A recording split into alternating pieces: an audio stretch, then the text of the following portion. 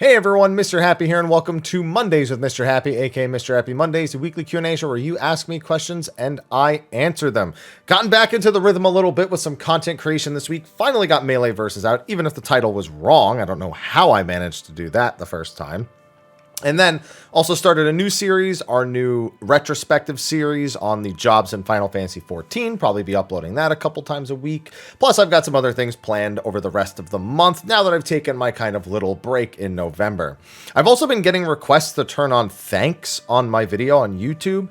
It's something that I just kind of never got around to doing, only because YouTube has always been my I'm creating videos and like I earn off the ad revenue, so it's a nice free means of just, I guess, expressing myself and earning an income, and it doesn't really ask anything of anybody. I turned it on just because people have been asking. People were asking in certain other videos. I think even in like a week or two ago in the weekly Q&A, I think there was a comment about it. That's on, but don't worry about it. Don't need to use it. I mean, there's so many ways to support, but just watching, tuning in every week, asking a question, more than enough, but figured I would at least mention for the people who have been asking that that thanks button is now there. And hey, it's even been used once so far. So thanks to that person who gave me $5 on my, I think it was the Bard retrospective video. Someone gave me $5. Appreciate that. Anyway, I'm on kind of a tight schedule today. We're doing a normal show, but I'm doing it early and we're getting started now that I've gotten my little news bit out the way. So thank you to our sponsors over on Patreon for supporting. They do not have to support. All of my content is available for free here on YouTube, as it always has been, or live streamed on Twitch. But either way, there's no paywall behind any of my content. It's just there for people who do want to support. We have our sponsors, of course. We have Steel Series, 12% discount code. We've had them for years. They're fantastic. Advanced GG, we have the 10% discount code. Occasionally we do a 30%, but if you're someone who's into gamer supplements, looking for some, I just do the hydration for the most part. I have this one, the blueberry and pomegranate, because I drink not a lot of water, so getting something that's not just water once in a while is nice, plus all the vitamins and everything in there. So that's the one I do, but there's energy and focus too. I know a lot of people enjoy those, so if you are interested in those, you can support the channel and save some money on that as well. Anyway, with that, let's get into the questions and see if there's any good ones this week. All right, question number one, hashtag Mrhappy Mondays. Hey, Haps, how's it going? It's going great. Thanks for asking. Hope it's going well for you too. I've been collecting the various art books and soundtracks for 14, and I've become more and more confused about that the in-game bonus codes only apply to one character per account, especially since some items, such as the Heavensward art book minions, are account-wide. Has a reason ever been given as to why these bonus codes are single character only? Yeah, they said that with the way the game was initially made, they essentially had a limited number of account-wide codes that they could generate, and that it's quite labor intensive with the way it was built initially to produce more ones. It's another bit of technical debt that the game has. One that I'd like to assume they were working to overcome in some way, but we haven't heard about this issue in quite some time. And until somebody brings it up again, we probably won't hear any updates about whether or not we're going to be seeing more account-wide items in general, or if they really are going to be leaning largely into single character ones from here on out. Hashtag Mondays with Mrhappy. Greetings, Happy. Hope you're doing well. Same to you. When the next patch gets released with the loot lock on Abyssos, will the loot lock on Abyssos be removed? And what item level gear do you believe the Alliance raid will drop? So there is a formula for all of this stuff. So I'll answer the item level stuff first. The Alliance raid stuff is always equal to unupgraded Tombstone gear. So whatever the unupgraded Tombstone item level was from the previous even numbered patch, in our current case that would be item level 620, will be the same item level as every Alliance raid. This is a 100% consistent across every tier pretty much. Was it true in... Yeah, I was trying to think back to all the way to specifically Labyrinth of the Ancients. That was item level 80, so yeah, that would have made sense. Yeah, that's 100% consistent, always going to be the case. As for will the loot lock be removed, you didn't say Savage, so I think normal mode might have its loot lock removed, but not the weekly token that you use for weapons. I think that gets lowered from 7 to 4, but remains weekly locked. But the actual items that you get, the tokens that you can turn in for equipment, I think this also has a pattern. I just don't ever do normal mode, so I don't remember it off the top of my head. I think those will become unlocked, but don't quote me on that. That's just, if it's not then it will not be that far after, because it's earlier than Savage gets unlocked. I know that for certain. But yeah, though that's the maximum that will happen, I suppose. Hashtag Mrhappy weekdays. Hey, I'll take it. Hey, Haps. Hey, Haps. Double hey. Hello. Hope your week has been good. It has. Same to you. I have 2 questions. Excellent. One, do you think the pranged mit... I love pranged. His range, pranged. I love pranged. Mit skill, Troubadour, Tactics Ensemble will be merged into a role-specific action since they can't stack. They should, especially because Bard has a really weird disadvantage if you ever go into low-level content. Troubadour is level 62, whereas Samba and Tactician are both 58, which means if you're doing something that's 60 capped, 2 of the Fizz ranged have an AoE damage reduction and 1 doesn't. It's one of the silliest like inconsistencies that there has been, and it's one of those things that just deserves to be a role action anyway if they're all going to have it. I think the only reason they don't is because they each have like a tiny flavor, like animation-wise, that belongs to that individual class, but I don't care. If they're just, it's a generic skill, so it's not that, it doesn't make that much of a difference. But yeah, I think that's going to be the case. And 2, for the Astro rework, do you think the cards will become AoE? I do. It is in my prediction wheelhouse.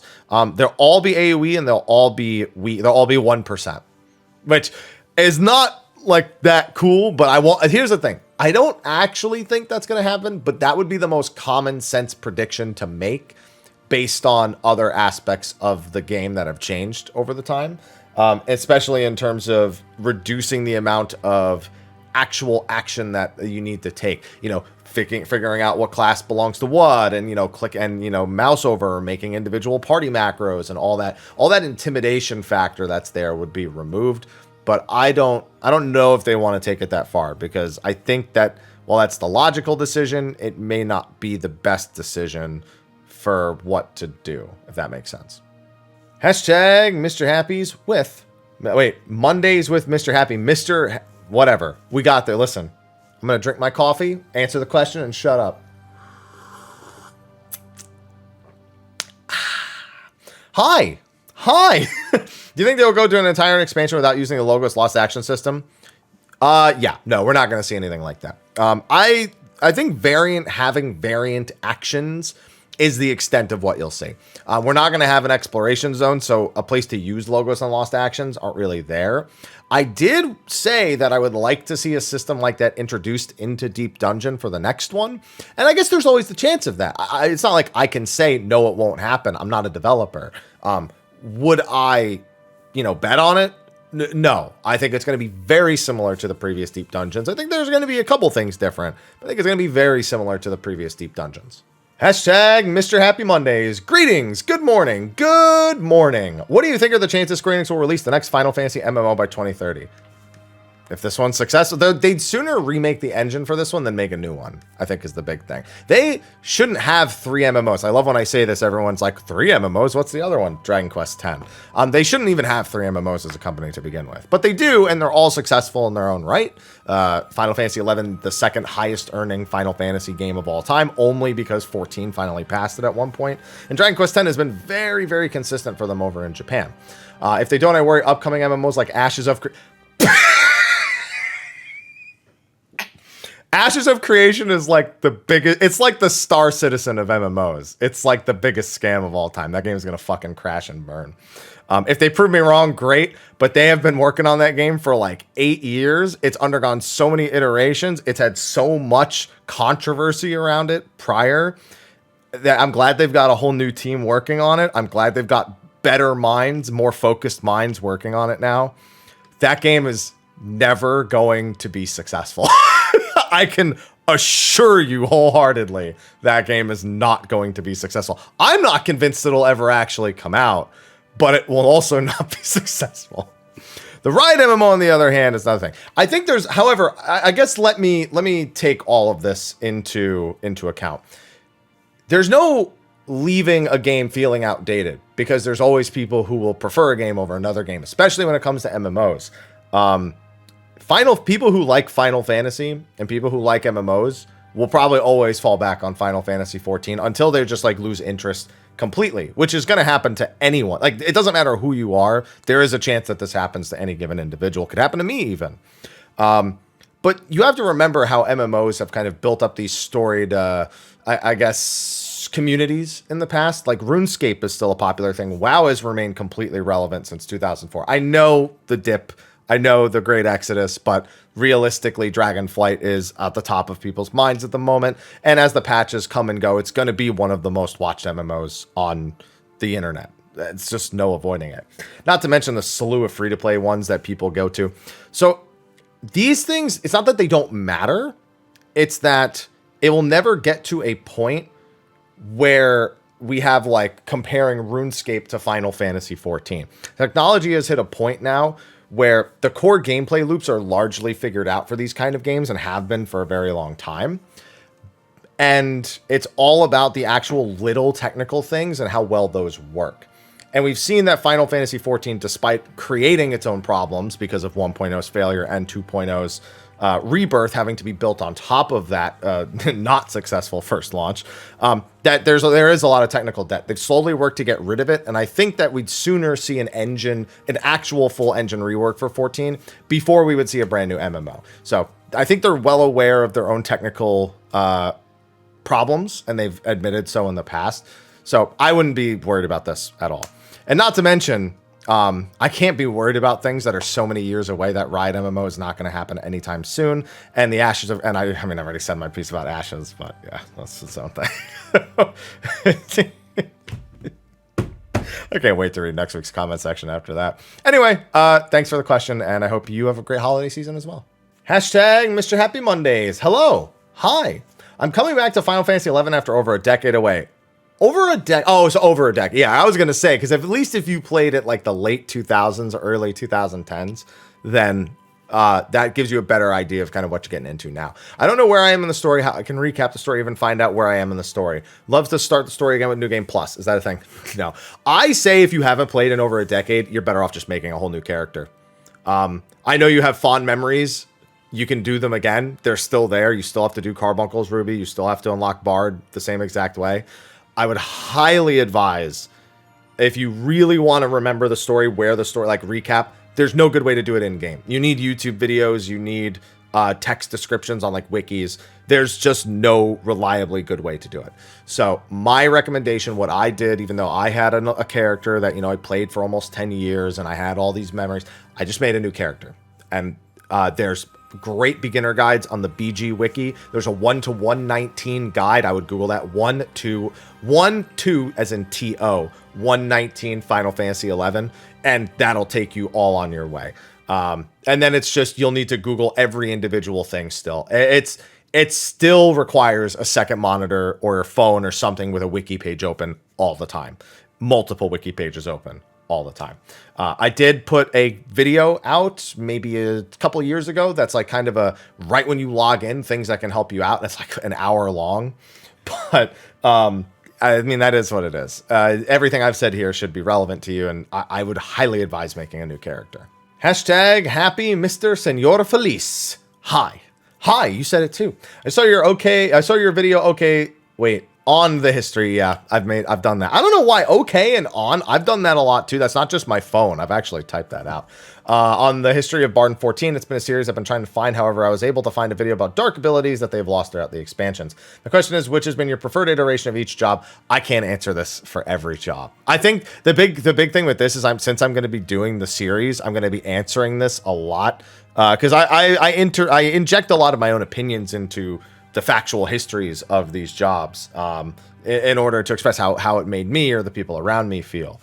But naming them all now, I'd have to really think about it. And for like an on-the-spot question, I don't think I can commit that kind of time to answering the whole thing.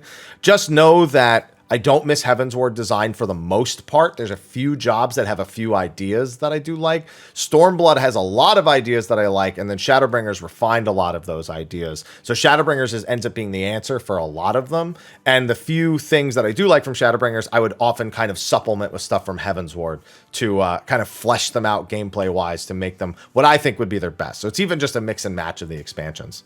Additionally, another video I've been looking for is the evolution of combat, what each stat has done and how these changes affected older fights. So the closest thing I have to that is the history of raiding in Final Fantasy XIV.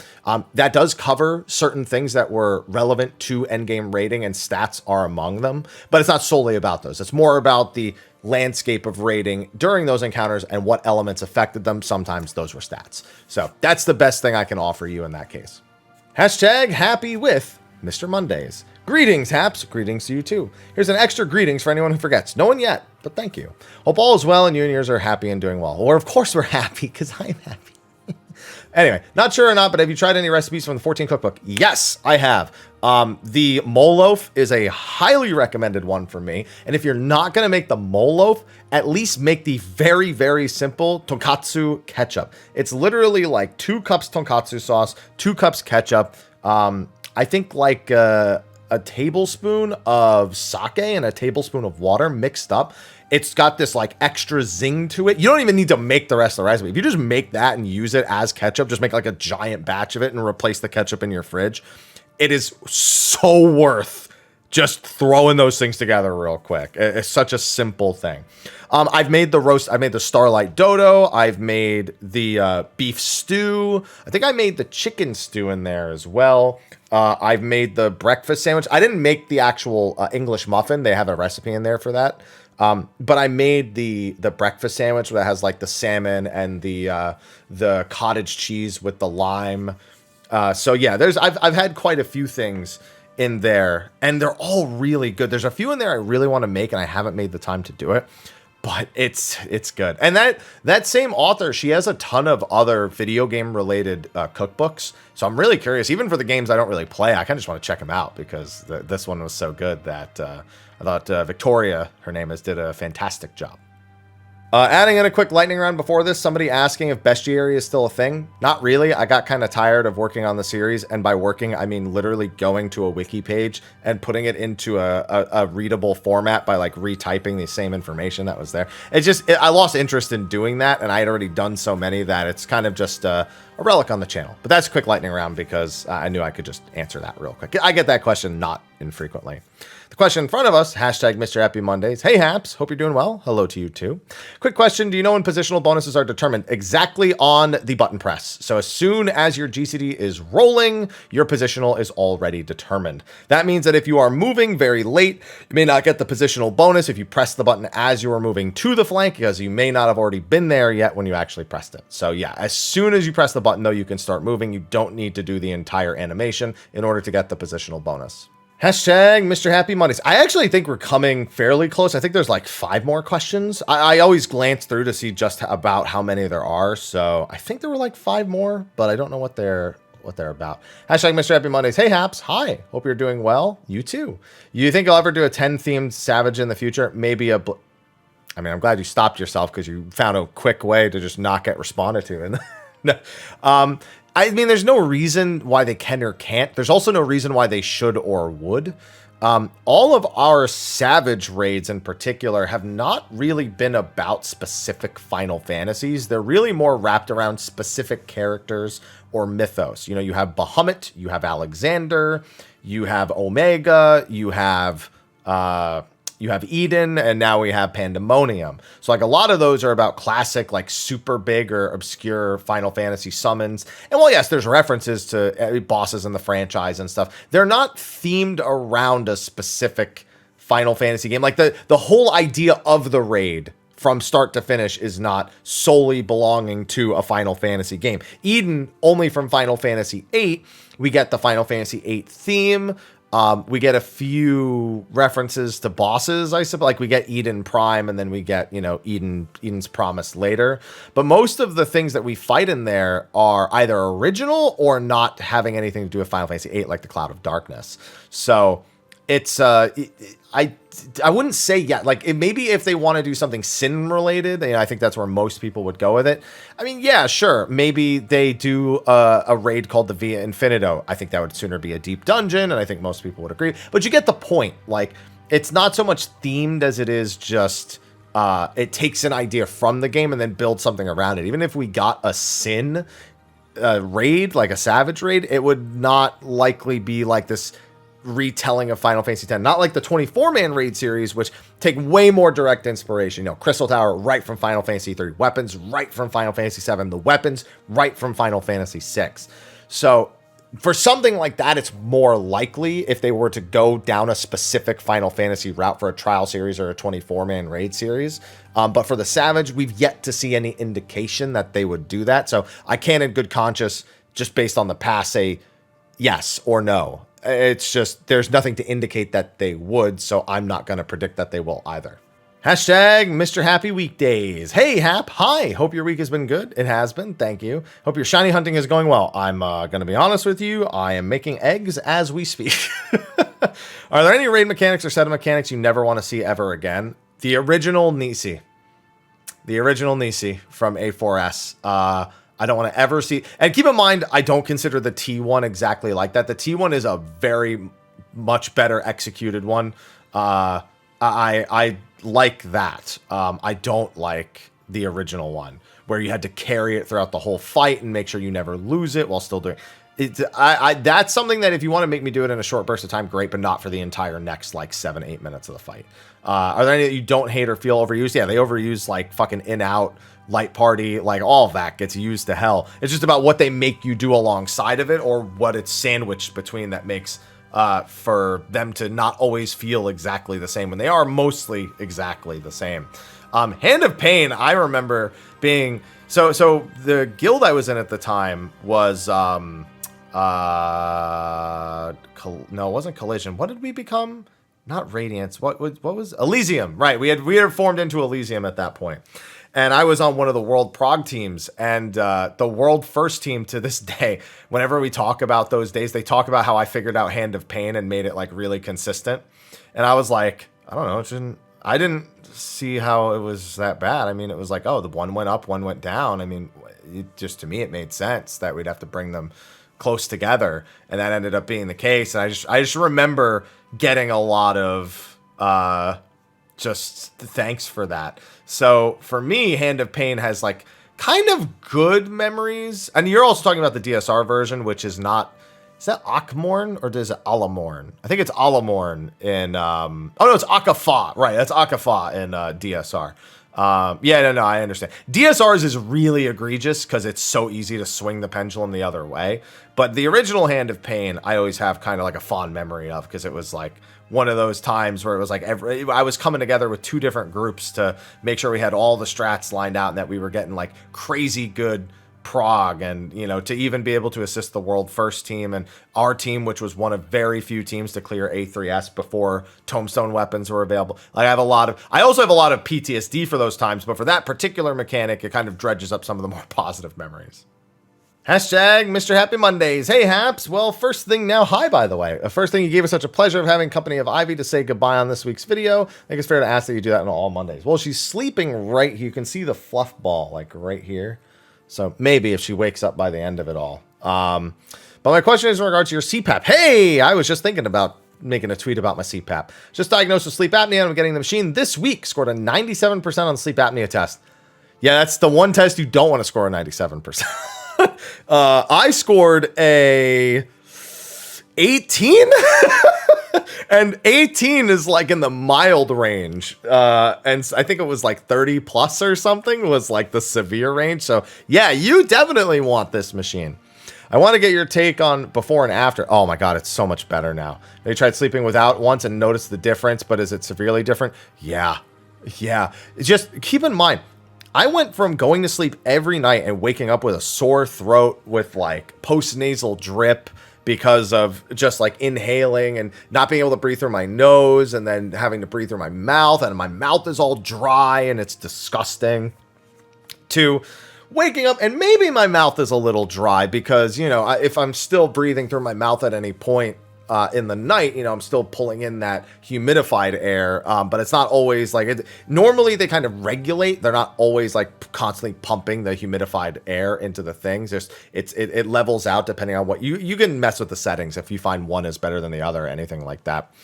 But I basically wake up and I never have headaches anymore. I never have a sore throat anymore. I don't have post-nasal. All those things are gone. Every single one. It's for the last like however long I've had it, like maybe a month and a half now, best sleep I've had in such a long time. I have a full face mask like this, like, you know, like a hospital mask almost for mine. And the only complaint I have is that sometimes the pressure from the machine to pull the mask closed makes me a little uncomfortable. I know that some people with claustrophobia sometimes struggle with those masks. And so there are times where I just really start loosening it, the head straps, the cheek straps, until it's almost barely on my face. And the only thing that really keeps it there is the fact that my head is back on the thing. And that way all the pressure is removed. But yeah, no, it has been a massive, massive improvement to my quality of life. So if you think you have sleep apnea, if you've been diagnosed with it, get the damn machine. They're expensive, so payment plan recommended, but get the damn machine. It will help so much. Also, get used to knowing where the distilled water is in your grocery store. You could boil water and let it cool if you want, because you don't want to put hot water in the CPAPs most of the time. But get like those giant, like it's got like a serving nozzle on the end, distilled waters for like, $4 or $5, and that'll last you like a month. So yeah, highly recommended. Hashtag Mondays with Mr. Haps. This one's quite a long one. Hello, hi, hey, Haps. You doing all right? I'm doing all right. You doing all right, Leah? You doing all right? I'm doing all right. I'll get to my curious question. Since 14 is an online game and online spaces can open up to unfortunate encounters with some sour apples, do you think Square Enix will ever take a look at rework the game's blacklist function? The whole friends list and blacklist function needs some sort of adjustment because it's all dated as heck. Only started since 5.4, but I've run into some interesting player characters every now and then via Duty Finder, Party Finder, and both. 14 isn't my first online gaming experience, but I'm rather jaded to these behaviors. When the offense isn't severe enough to report in, I usually just hit blacklist and move on. Knowing that the blacklist function now only has limited slots, not only has limited slots, it effectively doesn't work with Duty Finder other than a mute function to not see chat messages. Comes somewhat of a peeve. Yeah, I can imagine. Can't even punch in someone's name world and add them to the blacklist. They'd have to be online where my contact via the duty in the chat log for me to be able to do that. Can't effectively blacklist someone that I encountered on an alt on my main character. They've been getting actually a lot of complaints about this as of late. And I think I remember them saying they were at first making some like surface level changes to things, and then they were gonna like work on that. I don't remember. I'd have to find the source on that. But yeah, it's not a good time. The whole blacklist, friends list, all that stuff needs updating. It needs to be more usable. It needs to be more reactive. It needs a lot of things. So this on top of other things. So you're far from the only person with this feedback. They've addressed that they are receiving feedback like this nowadays, and that they're doing what they can, but like they're not going to make any promises about exact timings or when things are happening or what's happening. And even if they do, it's more likely to be stuff that's like it's things they won't go into too much detail about because they don't want people getting around the blacklist and the mechanics itself. That's more on the RMT side, but they still usually don't publicize too much of the exact specifics. But that's all I got for you, unfortunately. There's a quick question. I'm just going to lightning round before this. What is my favorite smoothie? Chocolate and peanut butter. Easy. Hashtag Mr. Happy of the Infinite Mondays. If only I can make my Mondays infinite. Hey, Haps, how you doing? I'm doing all right. You doing all right? I'm doing all right. How are Aloha and Ivy? I know how this one is. I don't know how Aloha's doing. He's in the other room. For Scarlet and Violet, who do you think is the most challenging boss in the game? I've been doing the game fairly under level. They say the star bosses. Yeah, I was going to say, I think it is the... What is the element of this star boss? Is it the fighting star boss? Whoever's in the forest to the northeast, or whoever the luchador looking woman is, she I think was the hardest boss in the game. I didn't do under leveled, but I didn't try to over level too much. I stayed around like the 65 to 70 mark through like the very, very end of the game. And I was usually in like the 50 to 60 mark for the entire midpoint. I remember I did the final boss of the Titan quest line at level 55. And I think all of their Pokemon were level 59 or 60. So I kept it pretty solid all throughout there. So yeah, that's the one I think is the most, is the star boss on the northeast with the luchador looking woman star boss. Hashtag Mondays with Mr. Happy. Cowabunga, Happy. Cowabunga. Now I want pizza. I have a question regarding the future of 14. I understand that Square Enix already stated plans for the next expansion, but how many more expansions do you think this MMORPG will have before it's end? As many as it makes money.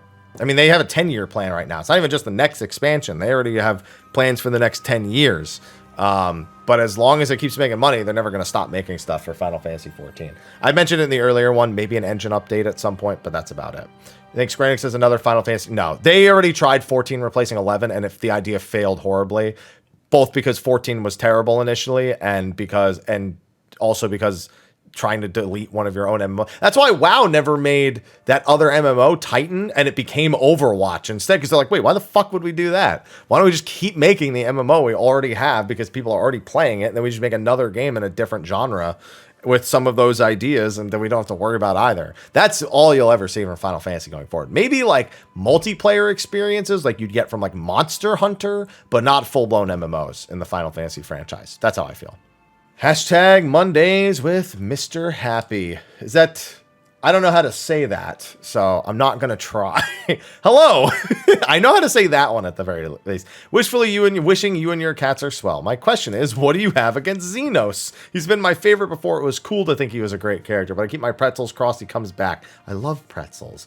Anyhow, yeah, I'm curious what your actual opinion on him is. I actually like Xenos. I find that he's a good foil to the main character, and I do like the kind of horny murder man that he is. I don't think I think we need characters in a game that have less depth than other characters. Like you have Emmett Selk, who has a lot of depth, a lot of character, and then you have characters that are more simple-minded and easier to follow. It makes you appreciate some of the other ones more, and it gives you someone that you can follow for just the fun of it at the same time, without it needing to be such a deep investment into the character. They still give Xenos some depth. We do see that from some of his backstory, from the way his story pans out across Endwalker, and the far-reaching impacts that he's had, some of the dialogue he had. I think the big thing is that they just made him stay around too long. Like he was in the front of everything, and then he was just like a character that was there every single patch. Like, what's Xenos doing? And they did that for like 2 expansions straight of just, what is Xenos doing? And it just kind of got like redundant after 4 years of having him there, that it's like, oh, and then this whole time, all it was just like, I just want to fight you. And that's my only motivation for the entire time. So I understand why people are sick of him. But I'm not, but I also don't want him to come back. I think we need good character deaths that don't get reversed in any capacity. I find it really hard to stay invested in some characters under the guise that I am convinced they will survive or return. I don't think that's good writing, and I would like to see that happen less. Okay, I was wrong about there being 5 questions left, but there can't be too many more left. Hashtag Mr. Happy Mondays. Greetings and salutations. Hello. I was thinking of creating videos for every phase transition and ultimate attack, all like Hellfire, Earthen Fury, these sorts of things. Do you think that would be something people would watch? Okay, I'm going to answer this question in 2 ways. 1, yeah, people watch stuff like this all the time. 2, don't worry about whether or not someone would watch it. Make it because you want to make it. That's like always the first thing. Like, as a content creator, it always starts with, I wanted to make this thing. And then it's a matter of, did I just want to make that thing, or do I want to make more things? And that you go from there. So it doesn't matter if people watch it, make it. But yeah, people watch that kind of stuff all the time. So that's it. Should I add unique and rages to the list? Depends on how many videos you want to make. Do you want to make one video with every ultimate boss attack in the game across all content? Or do you want to make like only trials, and then only raids, and then only 24-mans, and etc., etc.? Like, that's up to you. Hashtag Mr. Happy Mondays, aka hashtag Mondays with Mr. Happy. Hello. Hi. In this video, you comment how Square Enix perceives Blue Mage as having been a failed idea. I said I think they have done that. They haven't said it as much, but that is my perception of how the job is being treated at the moment. Someone who has not really explored Blue, could you elaborate? The irony that I haven't explored Blue, which probably contributes to the failure, you're correct about that, is lost on me, but what makes it an objective failure? I think the idea was really noble, and I do actually like Blue Mage, but the fact of the matter is, people want a Blue Mage that is playable in all content. They want to be able to main it. They want to be able to gear it. They want to be able to look forward to its stuff every expansion. They want to be able to take it into new fights. They want to be able to take it in. It's a job with such a narrow scope on its content that I think the majority of people won't touch it. And the people who do touch it barely touch it. So that's all there really is to it. It's just, as an idea, this mini game job, instead of having like a main job like we do with the rest of them, it just doesn't appeal to that many people, even less people than the average number of people who normally play a job. People keep reporting that Beast or Puppet Master would only ever be a limited. I don't think that. They said as much on stage. They were like, well, if we want to do more with this in the future for something like Beastmaster or Puppet Master, whatever, like that's it is what it is.